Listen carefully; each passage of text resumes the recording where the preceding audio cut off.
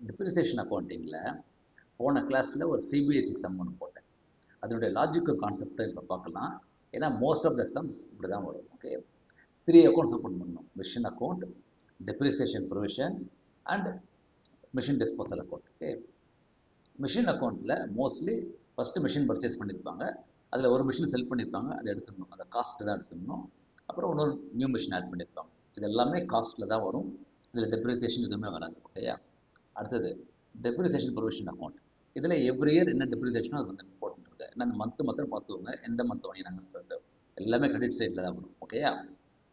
இப்போ third account தான் machine disposal account. Very important. Okay, இதில் ஸ்டார்டிங் அப்படின்னா மிஷின் அக்கௌண்ட்லேருந்து என்ன செல் பண்ணாங்களோ அதோட காஸ்ட்டு இந்த டெபிட் சைடில் வரும். ஓகே, ஸோ டிஸ்போசல் அக்கௌண்ட்டில் 2 மிஷின் அக்கௌண்ட், அதுதான் ஸ்டார்டிங் பாயிண்ட். ஓகே, இதில் அதுக்கப்புறம் டெப்ரிசியேஷன் ப்ரொவிஷன்லேருந்து எவ்வளோ வரைக்கும் டெப்ரிஷியேட் பண்ணாங்களோ அதை இதில் ரிமூவ் பண்ணுவீங்க.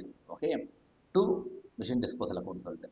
அப்போ டிஸ்போசல் அக்கௌண்ட்டில் பை ப்ரொவிஷன் ஃபார் டெப்ரிசியேஷன் எவ்வளோ டெப்ரிஷியேட் பண்ணோமோ அதை போட்டுருணும். ஓகே, இப்போ உங்கள்கிட்ட டிஸ்போசல் அக்கௌண்ட்டில் காஸ்ட் இருக்குது, ஃபுல் டெப்ரிசியேஷன் இருக்குது.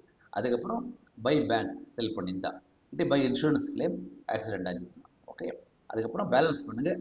அதுதான் gain or loss on that machine disposal account. Okay, thank you.